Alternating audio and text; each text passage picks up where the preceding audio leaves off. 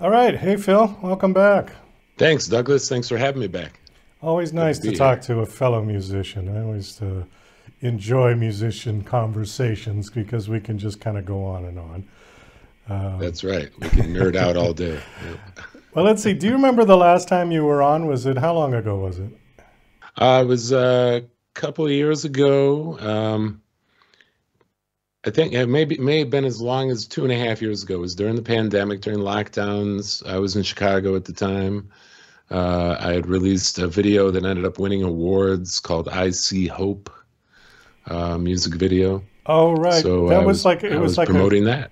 compilation video, like "We Are the World" kind of thing, right? Right, you got it. Yeah, it was like a low-fi, low-tech, everybody chiming in from across the planet, any friends and family we could get involved, lip syncing to it, from their phones and sending us clips. And yeah, it was great fun, and it ended up in a bunch of film festivals and won a couple awards. It was nominated for a bunch. So it was real gratifying, and it was nice to send out a message of hope that, hey, we're not all done for here. We just have to hang together. I'm happy to hear that. Yeah, So, thanks. I was told by my producer, and I'm looking at your bio, that you are now no longer in Chicago. You've moved to LA. Is that right? I have. Yes. When did you move? Last August. Why did you move? There's a couple good reasons for that. One is, so my wife is an actor, and Megan Corse, and she was getting plenty of work in Chicago, and previous to that in Minnesota when we were living in northern Wisconsin. But her agents, a couple of them, were saying you need to get out to LA. And so as we were coming out of lockdowns in Chicago, she asked me how I'd feel about her coming out here with a fellow actor friend of hers, uh, and see how it goes. And I said that'd be great because I'm opening my school back up, bringing in new teachers. I'll be busy with that. You'll be busy with LA. We'll fly back and forth. For after about a year of that, and me living in a big haunted apartment in Chicago with nothing but the cat and the chinchilla, I then decided, this is harder than we thought. So and she said, well, I can move back to Chicago, and I said, no, that's a step backwards. My school in Chicago is doing well. The teachers are all empowered to do to run their own show. Let me come out to LA and open one there. So we ended the lease in Chicago. I moved in with her and our roommate Angie Campbell, another actor, just in a movie with Ewan McGregor, in fact. And so here we are. I live in Sherman Oaks in the Valley, and then I have my school here in Westwood, right up the street from UCLA, and I have no complaints, except I think I brought Chicago weather. They've gotten more precipitation than they ever have on record here this winter. Well, yeah, So Southern California's been having all kinds of strange weather. I know one guy who has been on my show about 4 times lives up in Pine Mountain. He said they got 12 feet of snow, and yeah, that's it's just crazy. It looks pretty from a unbelievable. distance, but I Yeah. wouldn't want to live up there. And yeah. And I Um, came here and promptly got my left hip replaced. So oh, I well, let's not go so into I'm that. We don't have time for that one. Sorry to hear no, that. I got you. No, But I no, I feel great now. It's 10 weeks out. I'm back in shape. I'm glad for technology and science, man. all right, You let know. me ask you something about your school, because I don't think we talked about that the last time you were on the show. Did you have that going when you were on the show? So I've been a teacher with a private studio for almost 30 years, Oh, okay. and I've worked. My niche is adults. I'll teach kids if people beg me to. I don't have anything against them, but my niche is adults, oftentimes working or aspiring professional musicians. And so coming out of lockdowns in Chicago, I took some of that PPP money and I said, I'm going to open up a proper school and bring in some other teachers. So I turned to some contemporaries of mine, including my longtime musical collaborator, sometimes teacher of me, and said, hey, you all want to come teach? I want professionals. And so, the answer being yes, I've been doing it for a long time, and I won awards 4 years in a row for, as rated in the top 12 in Chicago among music coaches. But it's since we last spoke, is I expanded it, and yeah, so that's a newer development in the sense of bringing in other teachers and what we're doing with it. Okay, so your primary students, you said, are adults, and they're already established musicians who just need a new avenue of inspiration, perhaps? Yeah, in many cases, there may be like I have a guy who records and plays professionally, but he also writes code for a living, and so I get people like that who are part-time working professionals in music, and then I get people who are full-time recording artists, and then I get people who are just adults who want to expand their music. But a lot of what I do, it's really like whole artist coaching. It's kind of like life coaching, or Tony Robbins meets guitar lessons. We work way beyond just, Okay. hey, here's where you put your fingers, and here's your scales and that kind of stuff. It's really understanding music as an adult learns it, which is the discrepancy in most adult music education is that they still teach like children, like they're teaching children, and it's nobody's fault. It's just sort of the lineage of it, But I sort of stumbled upon that in my process over the years. So your school wouldn't take somebody who walked in and say, "I want to learn to play the guitar," and like they've never touched the guitar. Oh, you take beginners then? Okay. Oh, totally. Yeah. I love beginners because I get to keep them away from the mythology of playing guitar. I get to teach them right up front, don't turn up and play too much.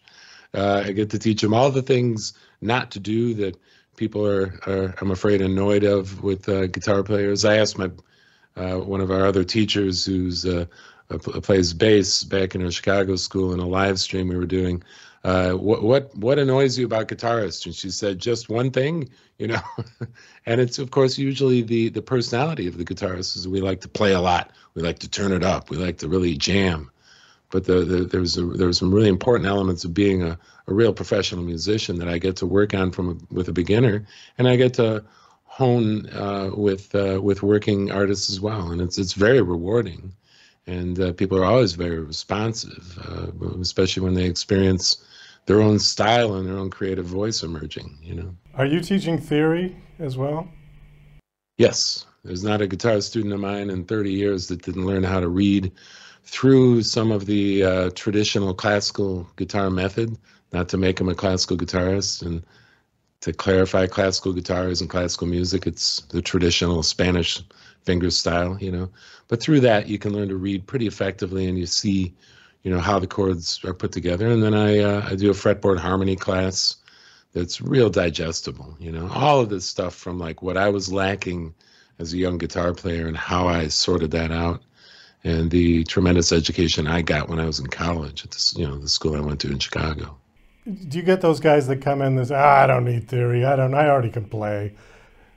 Absolutely. Yeah. And I tell them I understand, and I don't want to take away from anybody's enjoyment as an artist, as a musical artist.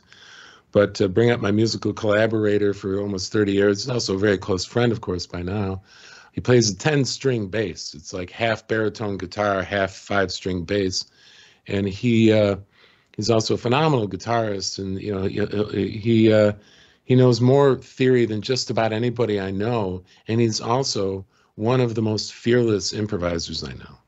And so it's a great example of how you're not taking anything away from your creative process by knowing what's going on the fretboard.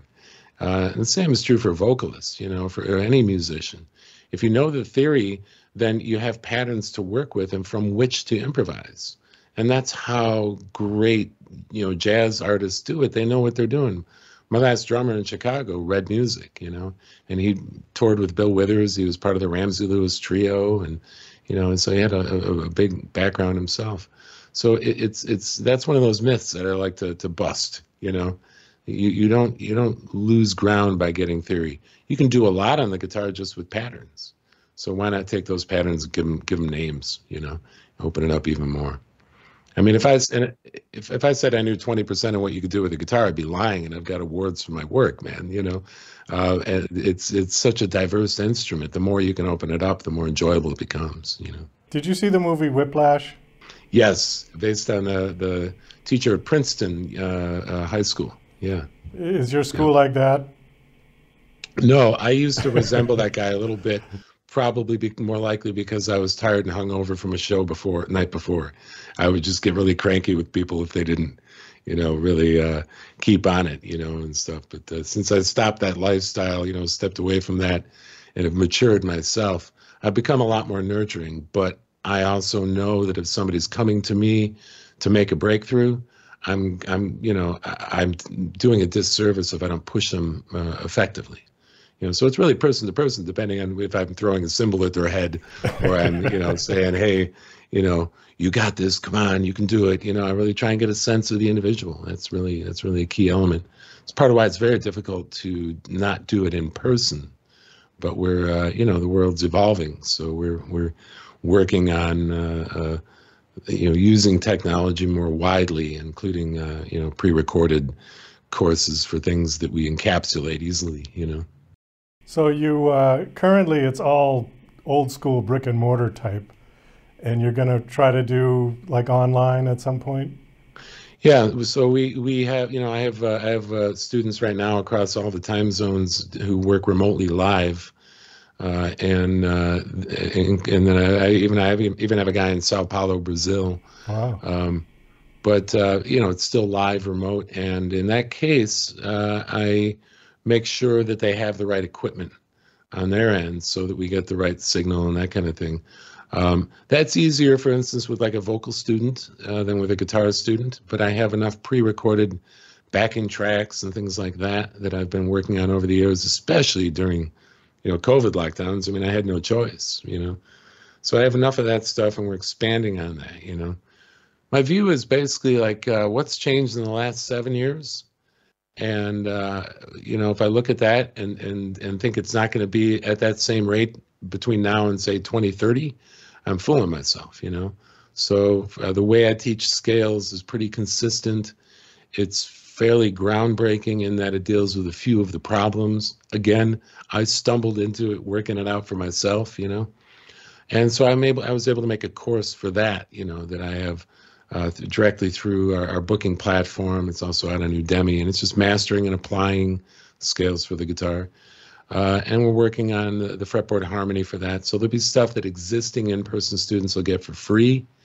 And then there's this, anything like I say, that we can, that we generally approach the same way, we can put that into a course. And I got my teachers in Chicago doing the same thing with voice and bass and, but then things, that are one-on-one, where I need to really work with a person to break through something, we can go remote. But like I say, I ask them, do you have a good, USB microphone? Do you have a nice cam? How's your internet connection? That kind of stuff. Not to try and make them spend more money, because I know how hard that can be. We're always spending money and not making as much, and, in music and the arts in general, of course. So try to accommodate that the best I can, Same questions I ask my guests when they come on. Yeah. To get the connections right. Yeah, the technology. Yeah. You got it. It makes it better for everybody, We are out of time, Phil. We just kind of blew right through our 15 minutes here. But thank you so much for coming on. Do you have a website you want to give out? Is it one for the school, or do you have an all-encompassing website? I have an all-encompassing website that has a page for coaching on it, philcircle.com, P-H-I-L, the name, right? Circle like the shape. It's my real last name, philcircle.com. And you can find me on all the social media at Phil Circle or at Phil Circle Music for Instagram. And my YouTube page has a whole coaching page on it, and that's also YouTube at Phil Circle. So just look up Phil Circle. I'll pop up everywhere. I'm putting a lot of content out about the coaching that I do, and give people a sense of things, and I respond to every single message. And Douglas, thank you so much for having me back on, man. It's great to see you again. Maybe I'll get to Vegas where I'm closer than I was, Well, it's my pleasure. It's always nice to talk to you. It sounds like things are going well. Best of luck with everything you're doing. All right, thank you very much.